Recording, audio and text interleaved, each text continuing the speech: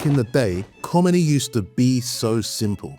You said something funny, you made a bunch of twats laugh, and sometimes people would throw tomatoes or lettuce at your head, and maybe the occasional pint glass.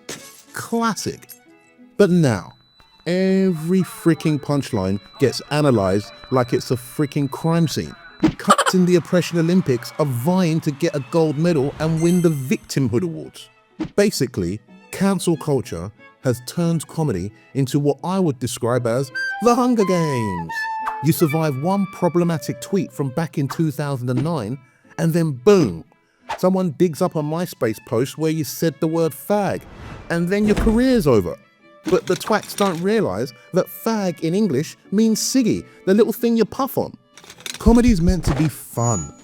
Make us laugh, think, cringe, engage. It's meant to expose the hypocrisy of society and challenge the status quo. To say what's not being said, but what everyone's thinking. But to be honest, these days, comedians just don't write jokes. They're already on their apology tour with a caveat for every fucking joke they're gonna tell in advance.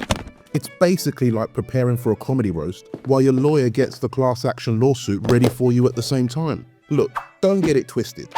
These people aren't fixing society. They're just making it unbearable and unlivable for the rest of us. Frickin' bellends. You know what they say? Misery loves company. So losers fixate on shit that has absolutely nothing to do with them. People with first world problems. If you're a successful comic, you've been busting your ass for basically the best part of 10 years, performing to a group of maybe 5 or 6 people, getting heckled off stage most of the time, because most of your jokes are shit. And then you finally get your big break, and the dreams all come true, and you can basically afford to upgrade from $1 ramen noodles to Wagamama. Good job. And then some keyboard warrior scrolls through 12 years of your tweets and your messages and your posts, trying to find just one thing to ruin someone's career. By the way, taking it from a time when back then, no one was even offended by what was said. Do you remember when everyone used to say colored people? And now suddenly that's racist. Suddenly now, you've got to call me a person of color, or POC for short. And these little 3-letter words annoy the fuck out of me. I ain't no POC. I'm not a person of color. I'm black. You know what? No, I'm actually brown. But hey, that's a topic for another video. Let's not dig any holes that people can't get out of right now. Can someone please tell me how colored people is racist, but people of color is not racist? Bloody hell, it's absolutely absurd, backwards, nonsensical bullshit. 2012, 2011. I knew he said something offensive. Gotcha. Cancel him. Hey, sweetie, you want some pizza? Shut up, mum.